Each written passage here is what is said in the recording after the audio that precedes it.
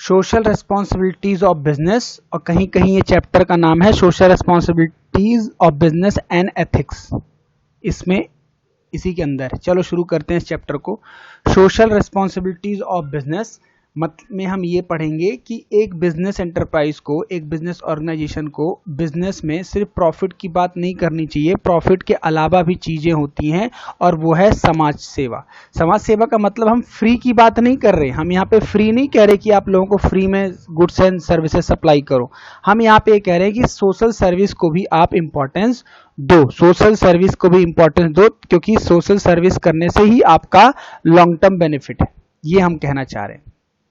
तो देखो, सबसे पहले हम लोग देखते हैं सोशल रिस्पॉन्सिबिलिटीज का मतलब क्या होता है। सोशल रिस्पॉन्सिबिलिटीज का मतलब हमारे पास सिंपल सा है कि समाज की सेवा आपको इस तरीके से करनी है कि आपका भी बेनिफिट हो जाए और समाज भी आपकी समाज के प्रति आपकी रिस्पॉन्सिबिलिटी भी आपको पता हो। तो यही सोशल रिस्पॉन्सिबिलिटीज है, फ्री की बात हम नहीं कर रहे। देखो यहाँ पे जरा क्या लिखा है, मीनिंग है मैंने, social responsibilities of business can be defined as the obligation जिम्मेदारियां of the business to take those decisions and to perform those actions which are considered desirable in respect of the objective and values of our society. ये लिखा हुआ है, दोबारा देखो, social responsibilities of business can be defined as obligation of business to take those decisions and to perform those actions which are considered desirable in respect of objective and value of society। जो समाज जो आपके प्रति एक responsibility रखता है, जो आपसे कुछ उम्मीदें रखता है, उसको आपको कुछ सर्विसेज भी देनी है, कुछ रिस्पॉन्सिबिलिटीज हैं आपकी उसके प्रति, वो आपको पूरी करनी है। प्रॉफिट कमाना तो बिजनेस का अपना पर्टिकुलर ऑब्जेक्टिव है, लेकिन रिस्पॉन्सिबिलिटी जो आपकी है समाज के प्रति वो आपको पूरी करनी है। अब जो सेकंड टॉपिक हमें देखना है इस चैप्टर में, वो देखना है हमें एक रेस्पॉन्सिबिलिटीज की अगर हम बात करें तो कितने टाइप की रेस्पॉन्सिबिलिटी है। तो नेक्स्ट टॉपिक हमारे पास आता है वो है kinds of social responsibility. Next हम टॉपिक हमारे पास जो आता है वो है काइंड्स ऑफ सोशल रेस्पॉन्सिबिलिटी। तो हमारे पास 4 कैटेगरी इसमें की गई हैं, ऐसा नहीं है 4 ही होती हैं हमारे पास। अभी यहाँ पे 4 कैटेगरी की रिस्पॉन्सिबिलिटीज पूरी करनी है बिजनेस एंटरप्राइज को। Legal responsibility, economic responsibility, ethical responsibility, discretionary responsibility. अब इसके अंदर ध्यान से देखिए, लीगल रिस्पॉन्सिबिलिटी का मतलब रूल्स एंड रेगुलेशन, जो भी नियम कानून हमारी गवर्नमेंट ने बनाए हैं वो आपको पूरे करने हैं। कौन से नियम कानून बनाए हैं हमारी गवर्नमेंट ने? आपको जीएसटी पे करना है, आपको इनकम टैक्स पे करना है, आपको रूल्स एंड रेगुलेशंस फॉलो करने हैं, आपको लॉकडाउन में जितने सारी नियम कानून गवर्नमेंट ने बनाए हैं, क्या खोलना है क्या नहीं खोलना, कितने लोगों के साथ खोलना है, वो आपकी लीगल रिस्पॉन्सिबिलिटी। इकोनॉमिक रिस्पॉन्सिबिलिटी क्या है? इकोनॉमिक रिस्पॉन्सिबिलिटी का मतलब है आपको जीडीपी में पार्ट बनना है, आपको एक्सपोर्ट ज़्यादा से ज़्यादा करना है ना, ये इकोनॉमिक रिस्पॉन्सिबिलिटी है। महंगाई को कंट्रोल करना है, ज़्यादा महंगाई को प्रमोट नहीं करना। Cheap and best quality product देने हैं, सस्ता भी हो और लोगों की नज़रों में अच्छा भी हो। इथिकल रिस्पॉन्सिबिलिटी बनती है, जैसे कि मान लीजिए एक डॉक्टर के एथिक्स क्या बोलते हैं कि आप पहले पेशेंट का ट्रीटमेंट करो फिर आप पैसे की बात करो। एथिक्स ये बोलता है, डॉक्टर का एथिक्स बोलता है कि आप पेशेंट की बिना कास्ट ग्रीड देखते हुए उसको आप ट्रीटमेंट पूरा दो, ये इथिकल रिस्पॉन्सिबिलिटीज बोलती है।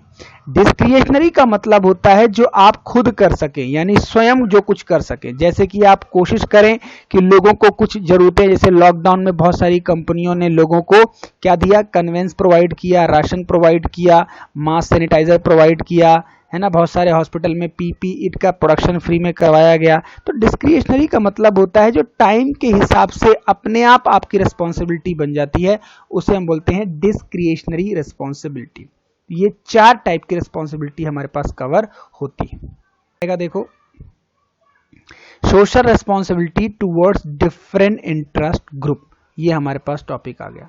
Social responsibility towards different interest group, कौन कौन से ऐसे लोग हैं जो आपसे कुछ एक्सपेक्ट करते हैं और उनके लिए आपकी कुछ जिम्मेदारियां बनती हैं, रिस्पॉन्सिबिलिटीज बनती हैं। वो कौन कौन लोग हैं? देखो 1 to 5। पहला है शेयर होल्डर, इन्वेस्टर या ओनर, क्योंकि आप कंपनी हो, आप प्रॉफिट अर्न कर रहे हो, आप बिजनेस कर रहे हो, तो आपसे इन्वेस्टर कुछ चाहता है, रिटर्न चाहता है, शेयर होल्डर आपसे रिटर्न चाहता है, आपसे वर्कर एम्प्लॉय सैलरी चाहते हैं, बेटर एनवायरनमेंट चाहते हैं, कंज्यूमर आपसे गुड क्वालिटी प्रोडक्ट चाहता है, समझ गए, गवर्नमेंट आपसे रेगुलर टैक्स चाहती है, रूल्स एंड रेगुलेशन फॉलो करना चाहती है। उसके बाद कम्युनिटी सर्विसेज। कम्युनिटी सर्विसेज का मतलब है कि जैसा कि मैंने आपको बताया, कहीं आप हॉस्पिटल बनवा दें, कहीं आप स्कूल डेवलप करवा दें, जैसे रिलायंस और टाटा कंपनी इंडिया में करती हैं ये काम, समझ गया। कोविड-19 के जैसे पेंडेमिक में जब सारी दुनिया अपने घरों में है, तो कोशिश कीजिए कि आप जितना आप हेल्प कर सको कम्युनिटी की वो आप कीजिए। तो सोशल रिस्पॉन्सिबिलिटी में यही हमारे पास आ गया, these are the different interest group people who have some desire towards us, जो हमसे कुछ चाहते हैं गुड्स एंड सर्विस के अलावा, तो इनकी हमें जरूरतें पूरी करनी हैं। अब हमारे पास दो डिबेट आती हैं। डिबेट क्या आती है, सोशल वेलफेयर करना अच्छा भी है, और दूसरा पर्सन कहता है नहीं ये सब बकवास है, इसमें कंपनी के खर्चे होते हैं, इससे हमें हमारा ऑब्जेक्टिव अचीव नहीं होता। This is very important topic, इसको इंपॉर्टेंट आप लगाइए।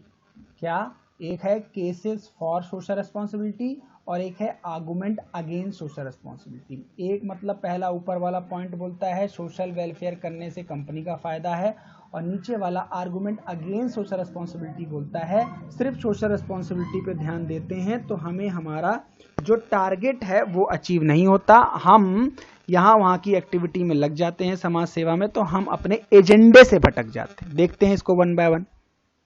देखो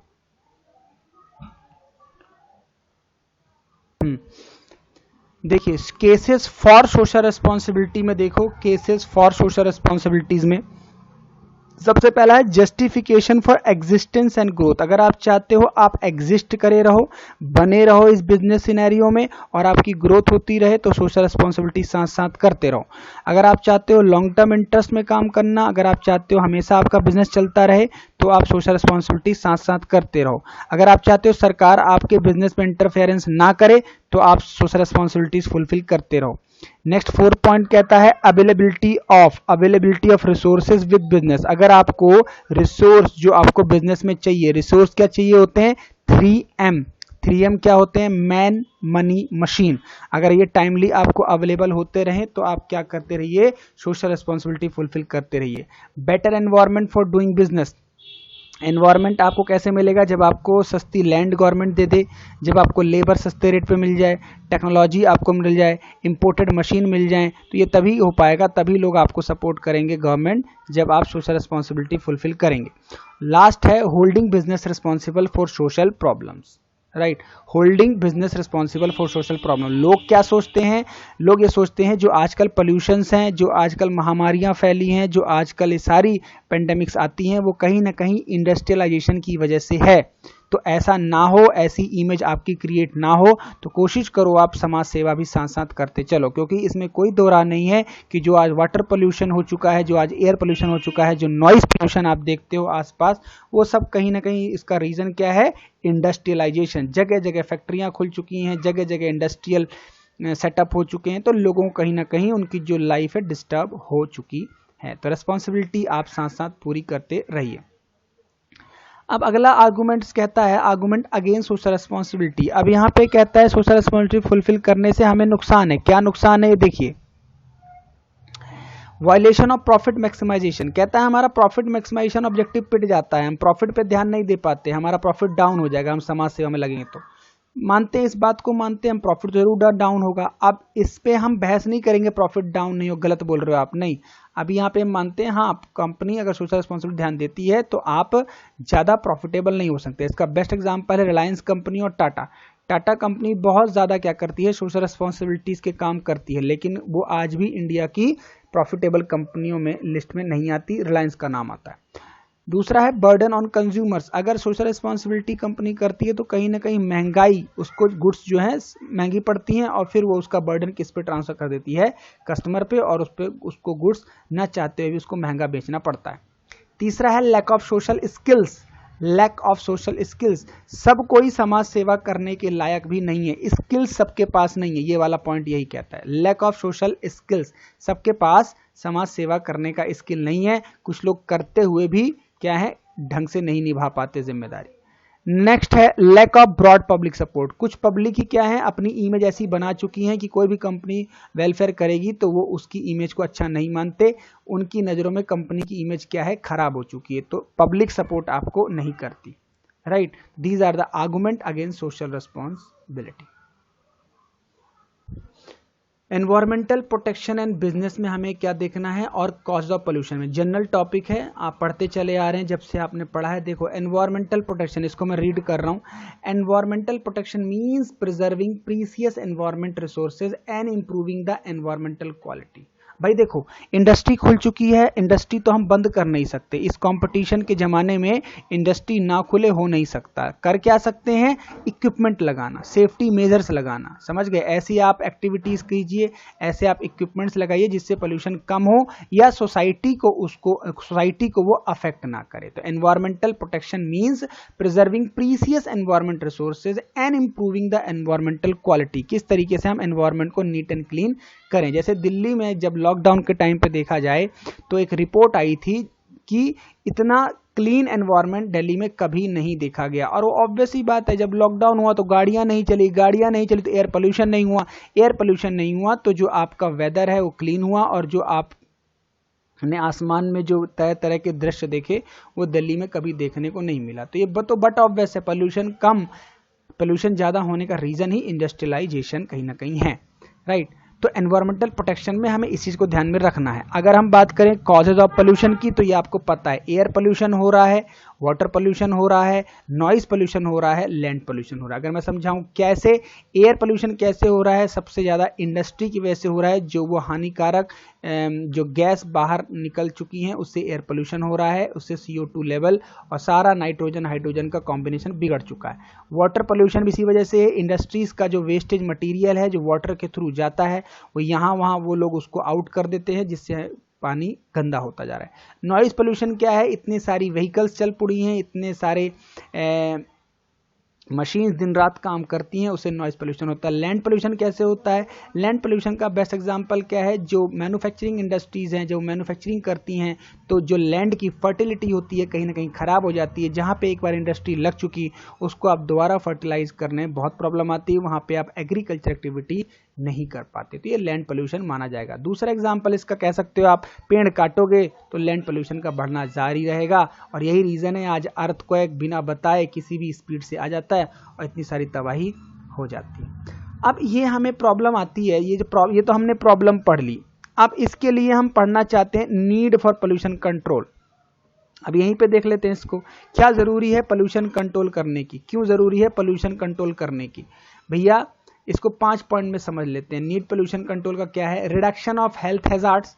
हेल्थ हैजार्ड्स क्या है, आज देख रहे हो इतनी सारी बीमारियां फैल रही हैं, लोगों को जिन्होंने बीमारियां सुनी भी नहीं थी, समझ रहे हो, वो बीमारियां आजकल फैल रही है। जो कोविड-19 का वायरस है वो रेस्पिरेटरी सिस्टम को अटैक करता है, मतलब हम जो सांस लेने की जो हमारी एक कैपेसिटी है उसको अटैक करता है। तो ये सब बीमारियां कहाँ से आई, कहीं ना कहीं हम कह सकते हैं ये इंडस्ट्रियलाइजेशन की वजह से। अपने अपने ओपिनियंस है, बाकी आप खुद समझ सकते हैं। Right, reduce risk of liability. अगर आप पोल्यूशन कंट्रोल इक्विपमेंट करते हैं तो आपकी लाइबिलिटी कम होगी। लाइबिलिटी कौन सी कम होगी बताओ, जो आपको एम्प्लॉय को लाखों रुपए देने पड़ेंगे, उससे बढ़िया है कि आप भैया अपनी कंपनी में क्या लेके चलो, एनवायरमेंटल प्रोटेक्शन के टेक्निक लेके चलो, ऐसे डिवाइस लगाओ जिससे कल के दिन निपटा जा सके।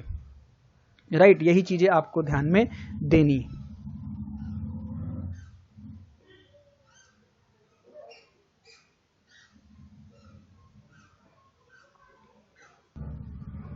उसके बाद अब तीसरा पॉइंट भी यही कहता है, कॉस्ट सेविंग। कॉस्ट सेविंग भी यही कहता है कि जो लाखों करोड़ रुपए एक टाइम एक ही बार में खर्च हों अचानक, उससे बढ़िया है कि आप पहले से ही तैयार होते हुए चलें और अपनी लायबिलिटीज़ को कम करने के लिए क्या करें, थोड़ा थोड़ा पैसा पोल्यूशन कंट्रोल इक्विपमेंट्स में लगाते रहें। फोर्थ है इम्प्रूव पब्लिक इमेज। अगर आप सेफ्टी मेजर्स के साथ काम करते हैं, समझ गए, अगर आप पोल्यूशन कंट्रोल इक्विपमेंट्स लगाते हैं, पोल्यूशन को क्लीन करने में मदद करते हैं, तो इससे आपकी इमेज भी पब्लिक की नज़रों में क्लियर होती है। फिर है अदर सोशल बेनिफिट्स भी बढ़ते हैं। अदर सोशल बेनिफिट्स क्या बढ़ते हैं, कंज्यूमर आपके बढ़ते हैं, आपकी इंटरनेशनल इमेज बढ़ती है, समझ गए, आपकी ग्लोबल रिकॉग्निशन बढ़ती है कि ये कंपनी नेचर को सपोर्ट करती है। तो ये सारे बेनिफिट्स भी आपको मिलते हैं। तो these are the need for pollution control, मतलब क्यों जरूरी है पोल्यूशन कंट्रोल को लगाना अपनी कंपनी में, राइट। अब क्वेश्चन ये आएगा कि भाई ये सोशल रिस्पॉन्सिबिलिटी को फुलफिल करना है, एनवायरमेंटल प्रोटेक्शन करना है, लेकिन ये होगा कैसे, कंपनी में होगा कैसे, करेगा कौन, इसके लिए इनिशिएटिव कौन उठाएगा। तो बिजनेस स्टडीज हमारी बताती है ये 4 पॉइंट्स। हमारी बिजनेस स्टडीज कहती है कि भाई ये 4 पॉइंट्स को फॉलो करो। क्या 4 पॉइंट्स फॉलो करो, देखो, टॉप मैनेजमेंट ऐसे कमिटमेंट करे, टॉप मैनेजमेंट ऐसी नीति बनाए जिसे पूरी कंपनी में वो स्ट्रिक्टली फॉलो हो, और जो फॉलो ना करे उस पर स्ट्रिक्ट पेनल्टी हो। इस तरीके से टॉप मैनेजमेंट एक बहुत बड़ी जिम्मेदारी निभा सकता है, मैनेजमेंट निभा सकता है किस चीज की, एनवायरमेंटल प्रोटेक्शन के लिए। दूसरा पॉइंट कहता है क्लियर कट पॉलिसी बनाओ। क्लियर कट का मतलब है सिंपल सी बात है, जो स्मोकिंग करता पकड़ा गया उसको फाइन लगाओ। दूसरा, ऐसी नियम कानून बनाओ जो बिना मास्क के कंपनी में आए उसको आप रेजिग्नेशन लेटर ले लो। तीसरा, ऐसे कॉम्बिनेशन बनाओ कि जो सोशल डिस्टेंसिंग फॉलो ना करे उस पर आप स्ट्रिक्ट, मतलब क्लियर कट पॉलिसी बनाओ, उसमें कोई रिलैक्सेशन मत दो। समझ गया। जैसे इंडिया की पॉलिसी क्या है, इंडिया कहता है कि भाई हमारी क्लियर कट पॉलिसी, अगर एक गोली हमारी तरफ कोई चलाएगा बॉर्डर पे तो हम 10 गोली चलाएंगे, हमारी क्लियर कट पॉलिसी। इंडिया कहता है never, we will never start war from any country, हम स्टार्ट नहीं करेंगे, लेकिन कोई करेगा तो हम एंड करेंगे। तो this is clear cut policy. Third policy है the enterprise mostly comply with the laws and regulation enacted by the government for prevention of pollution. क्या है ये, enterprise must comply with laws and regulation enacted by the government for prevention of pollution. मतलब enterprise को कोशिश करना चाहिए जो सरकार ने नियम कानून बनाए हैं उन्हीं को फॉलो कर ले, वही बहुत है। आप अलग से कानून मत बनाओ और ना ही फॉलो करो, जो सरकार नियम बना रही है आप उसी को फॉलो करो और उसी को प्रमोट करो कि आपके पूरे एम्प्लॉय और हर कोई उसको फॉलो करे। फोर्थ पॉइंट है in government programme suitable mechanism and educational workshop. आप क्या करो, गवर्नमेंट के प्रोग्राम अटेंड करो, एजुकेशनल वर्कशॉप करो और वहां से जो मैसेज आपको मिलता है वो कंपनी में फॉलो करो। तो ये 4 पॉइंट्स हमें बताते हैं किस तरीके से आप एनवायरमेंटल प्रोटेक्शन को सहयोग कर सकते हो, किस तरीके से आप एनवायरमेंटल प्रोटेक्शन में एक बहुत बड़ी जिम्मेदारी प्ले कर सकते हो, राइट। अब हम बात करते हैं एथिक्स की। बिजनेस रिस्पॉन्सिबिलिटी का कॉन्सेप्ट खत्म, अब हम पढ़ेंगे एथिक्स क्या है और एथिक्स कैसे फुलफिल होगा।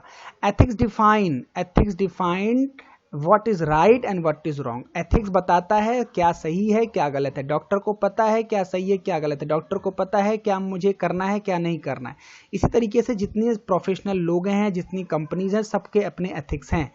डिसीजंस और बिहेवियर एन एक्ट, आगे पढ़ते हैं, an act decision behaviour is ethical if it is in the conformity with the prevailing norms और स्टैंडर्ड ऑफ द सोसाइटी। आप इथिकल माने जाओगे, आपका काम इथिकल माना जाएगा अगर आप वो काम करते हो जो सोसाइटी के बेनिफिट के लिए है, सोसाइटी के हित के लिए। जैसे मान लीजिए आजकल न्यूज में क्या दिखा रहा है, अभी आप कल से परसों से टेलीविजन देखोगे तो वही यूपी में जो घटना हुई है हाथरस वही दिखाया जा रहा है। अब उसमें कुछ चीजों को गलत है, कुछ चीजों को सही बोला जा रहा है, कुछ चीजें क्या गलत है कुछ क्या सही है उस पे आप और मैं कमेंट नहीं कर सकते। जैसे वहां पे गवर्नमेंट ने क्या एक्शन लिया है कि वहां जो फैमिली है, जो कन्विक्टेड फैमिली है, उससे किसी को मिलने नहीं दिया जा रहा, ना मीडिया को, ना किसी लोकल पर्सन को, ना किसी एक्टिविस्ट को। तो ये एक ऐसा कदम है।